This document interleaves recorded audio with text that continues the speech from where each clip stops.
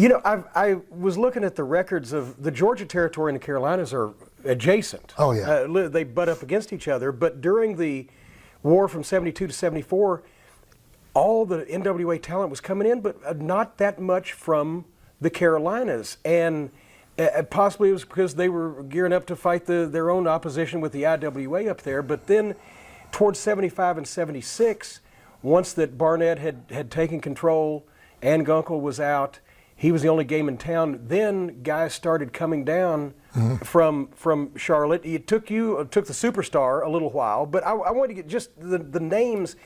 This is an example of an Omni card. May 23rd, 1975.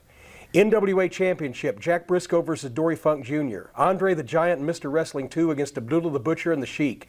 Mr. Wrestling, Tim Woods against Harley Race. Jerry Lawler against Jerry Briscoe, and 3 more matches.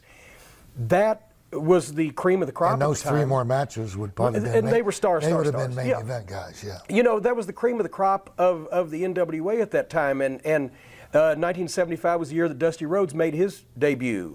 Eddie Graham always took an interest in Georgia business, had sent Gordon Soley up, had really been a help.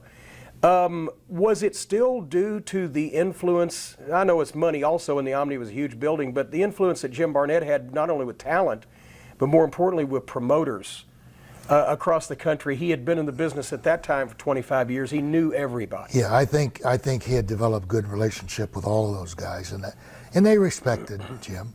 I respected Jim. I mean, we had conversations a number of times, and there was a guy that if you pinned him down and he gave you his word was gold. There are very few people that you had to get it, right? You had to get the word. Yes, exactly. I mean,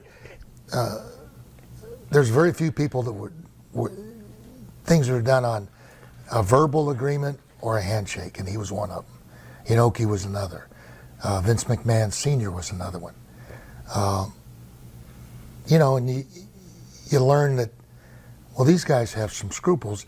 A lot of people say this or that or this, that, but you only have to deal with how they handle with you, because everybody's got a story. So Barnett was such a character. Tell some locker room stories about just he loved to have meetings with the guys. Oh my right? goodness! My boys. Any news? Any scoops? Any dirt? Well, he was upset with me one time because I think we got along real well, and he would call my wife when I was overseas and have a conversation with her, just chit chat. And I had made an arrangement to go back. George Scott had been asking. I was only supposed to go to Georgia for about a 6-week period, and ended up there for about a year and a half, and loved it. Yeah. And George would keep calling me, Bill, you got to. Well, we're in the middle of this, we're in the middle of that. So it stretched it out to about 2 years. But then I finally, because George gave me my break. Yeah. So I told him, I said, okay, I'll start and I'll talk to Jim. So it was one of the meetings. And I told him that he was talking about this and that and this and that we're doing. And I said, Jim, he says, anybody have any questions or any answers? I said, Jim, I hate to do this, but I just wanted to make sure that you knew I wasn't going to be here about during when we're talking about what we're going to do. One, my boy, you don't give me your notice. I give notices. And he got over it, but I mean, he was just taken aback that he wasn't used to it. And he did treat me good, and I felt bad about it. And I told him, I said, it's only going to be for a short period of time. He says, well, you were only supposed to be here for a short period of time. Jerry Jarrett told me a story one time. He when he was booking down there, he did a pretty good impersonation, as a lot of people do. My boy. Of Jim Z. That's how I got my middle initial, by the way, James E. Cornette, because Jim Cornette and Jim Barnett were so similar. Oh, yeah. When I was first on the booking sheet in Georgia, they said, oh, Jim Z's on the card, and that's it. But Jim's not there one night. And so Jerry Jarrett goes in and he's doing Jim, and he sits down he says that distinctive walk, and he sits down on the edge of the table. On the edge of the table, yeah. And now, boys, Robert Fuller is going to give us our arena rat report. Robert? And Robert said, well, Sally's here tonight, and that's going to make the boys awful happy, and so, and then somebody else would do it, and whatever, and all of a sudden, Jerry noticed the guy starting to walk away from him, and he's still doing his bit, and he thinks he's flopping, right, and he turns, and there's Barnett standing behind him. Very good, Jerry.